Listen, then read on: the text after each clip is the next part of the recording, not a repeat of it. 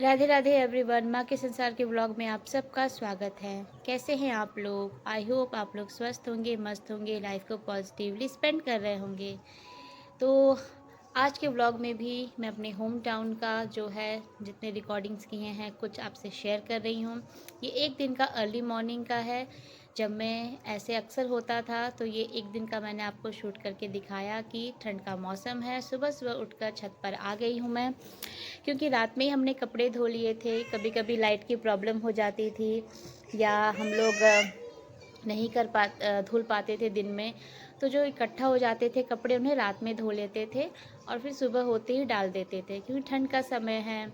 और थैंकफुली धूप तो हो ही जाती थी, लेकिन कपड़े ज़्यादा होते थे, फिर बच्चे हैं तो टाइमली जो है कपड़े सूख जाए और धुल जाए, तो ये हमें देखना पड़ता था। तो उसके अकॉर्डिंग हम वो काम करते थे।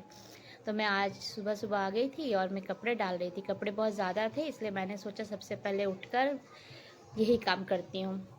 तो मैं आ गई थी छत पे और मैं कपड़े डाल रही थी। और आपको बाहर से आवाज़ आ रही होगी, कहीं ना कोई पूजा पाठ कीर्तन सुनने को मिल रहा था। और इस दौरान इतना अच्छा लगता था, बाहर निकलो या छत पर आओ तो जब भक्ति की चीज़ें सुनने को मिले तो बहुत अच्छी लगती हैं। तो यही होता है ना, अपने तरफ का वाइब कुछ अलग हो जाता है। सबके जगह का अपना एक वाइब होता है, अपने एक रिचुअल्स होते हैं। और हमारे यहाँ तो शुरू हो जाते हैं इस समय बहुत सारे पूजा पाठ कीर्तन वगैरह, जो बहुत अच्छा लगता है सुनकर। चलिए व्लॉग में ऐसे ही बने रहिए और आगे देखते रहिए क्या क्या मैं आप सबसे शेयर करती हूँ।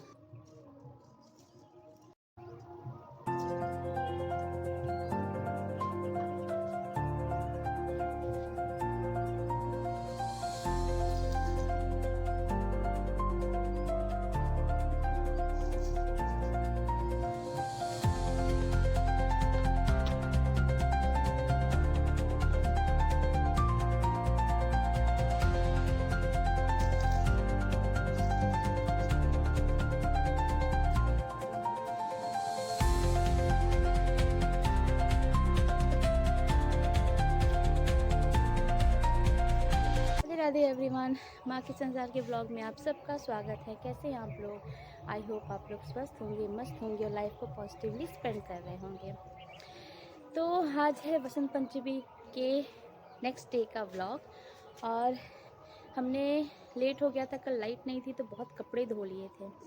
तो इस वजह से सुबह होते ही मैंने सोचा नीचे का काम फिनिश करके कि छत पे कपड़े ला दूँ। वो एक शिफ्ट नहीं था, दूसरा शिफ्ट भी मैंने डाला है। देखिए उधर भी सब भर गया है, उधर भी है, तो कपड़े डाल दिए हैं। और एक और चीज़ आप सबसे शेयर करनी थी कि केवीएस का एग्ज़ाम देने के बाद आप देख सकते हैं मेरे में चेंजेस आया है। इसकी एक स्टोरी है, तो ये भी मैंने करवा लिया। एक्चुअली 2-3 साल पहले इनका बड़ा मन था कि मेरा नोज़ पायर्सिंग हो, नोज़ में मैं पहनूं। लेकिन मेरी बचपन के एक डर कह लीजिए, क्योंकि मेरे बचपन में इसका 2 बार मम्मी ने करवाया। दोनों टाइम किसी न किसी रीज़न से 2 महीना देखा मैंने किसी न किसी रीज़न से मेरा ये बंद हो जाता था। और जैसे नहीं कहते घाव वगैरह हो जाता था, तो बच्ची थी बहुत डरती थी और मैं स्किन से बहुत सेंसिटिव हूँ। तो इस वजह से मैं जो है दोबारा मैंने हिम्मत नहीं की। कई बार लाइफ में सबने कहा, मेरी एक चाची हैं वो सपोर्ट करती, कहते रहने तो नहीं है, क्योंकि उन्होंने अपनी बेटी को भी नहीं करवाया है। बाकी मेरे घर में मेरी 2 बहनें हैं और भी कज़िन्स हैं, सबका हुआ है, कान का, नाक का। लड़कियों का होता है, अच्छा भी लगता है। शादी होने वाली है, जब मेरी जब होने वाली थी तब भी कहा गया, मैं नहीं करवाई।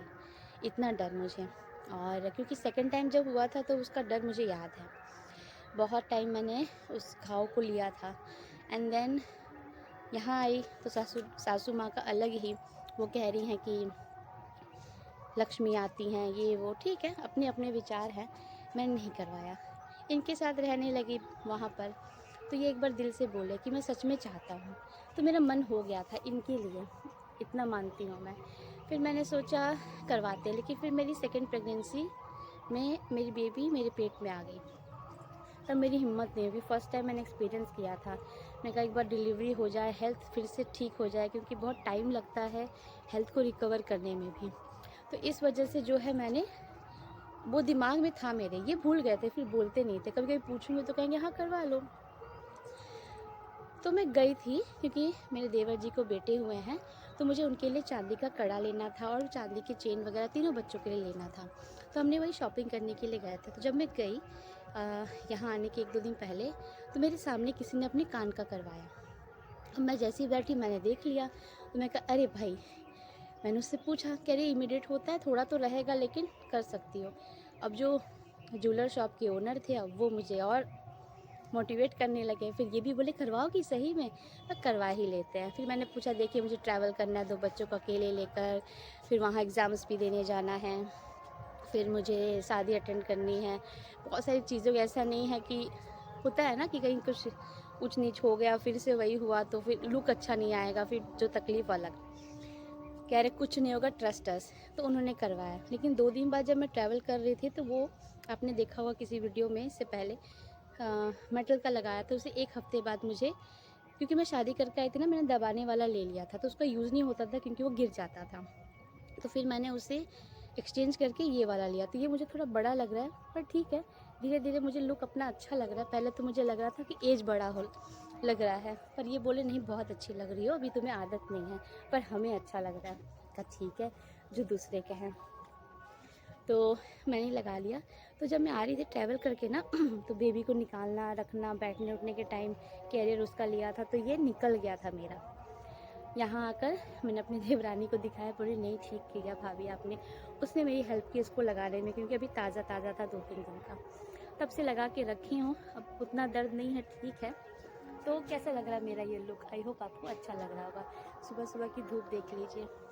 चलिए इस व्लॉग में ऐसे ही बने रहिए, आगे और भी बातें करेंगे। एक चीज़ आप लोग को दिखाना था, जो मैंने शायद दिखाया होगा, ये मेरे यहाँ ससुराल में बड़ी अच्छी खेती हुई है।